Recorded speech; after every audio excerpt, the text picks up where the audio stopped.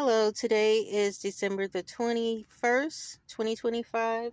I'm going to be reading Numbers chapter 19, and it is titled The Water of Cleansing. And it reads, The Lord said to Moses and Aaron, This is a requirement of the law that the Lord has commanded. Tell the Israelites to bring to you a red heifer without a defect or blemish, and that has never been under a yoke. Give it to Eleazar the priest. It is to be taken outside of the camp and slaughtered in his presence. Then Eleazar the priest is to take some of its blood on his finger and sprinkle it 7 times towards the front of the tent of meeting while he watches. The heifer is to be burned, its hide, flesh, blood, and offal.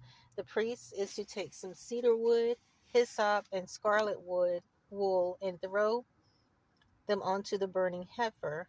After that, the priest must wash his clothes and bathe himself with water. He may then come into the camp, but he will be ceremonially unclean till the evening. The man who burns it must also wash his clothes and bathe with water, and he too will be unclean until the evening. A man who is clean shall gather up the ashes of the heifer and put them in a ceremonially clean place outside of the camp. They shall be kept by the Israelite community for use in the water of cleansing. It is for purification from sin. The man who gathers up the ashes of the heifer must also wash his clothes, and he too will be unclean till evening. This will be a lasting ordinance both for the Israelites and for the aliens living among them. Whoever touches the dead body of anyone will be unclean for 7 days. He must purify himself with the water on the third day, and on the seventh day, then he will be clean.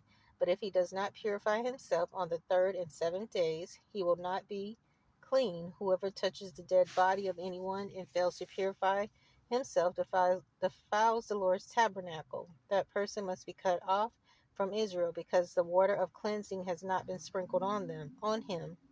He is unclean, his uncleanliness remains on him. This is a law that applies when a person dies in a tent. Anyone who enters the tent and anyone who is in it will be unclean for 7 days, and every open container without a lid fastened on it will be unclean.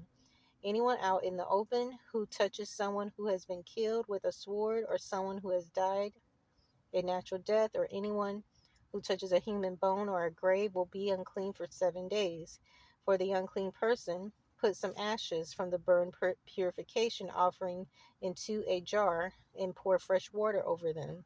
Then a man who is ceremonially clean is to take some hyssop, dip it in the water, and sprinkle the tent and all the furnishings and the people who were there. He must also sprinkle anyone who has touched a human bone or a grave, or someone who has been killed, or someone who has died a natural death. The man who is clean is to sprinkle the unclean person on the third and the seventh days. And on the seventh day he is to purify him. The person being cleansed must wash his clothes and bathe with water, and that evening he will be clean. But if a person who is unclean does not purify himself, he must be cut off from the community, because he has defiled the sanctuary of the Lord. The water of cleansing has not been sprinkled on him, and he is unclean. This is a lasting ordinance for them. The man who sprinkles the water of cleansing must also wash his clothes, and anyone who touches the water of cleansing will be unclean till evening. Anything that an unclean person touches becomes unclean, and anyone who touches it becomes unclean till evening. So that is the end of Numbers chapter 19. I will pick up in Numbers chapter 20, and that is titled Water from the Rock. So I hope you'll join me again. Thanks.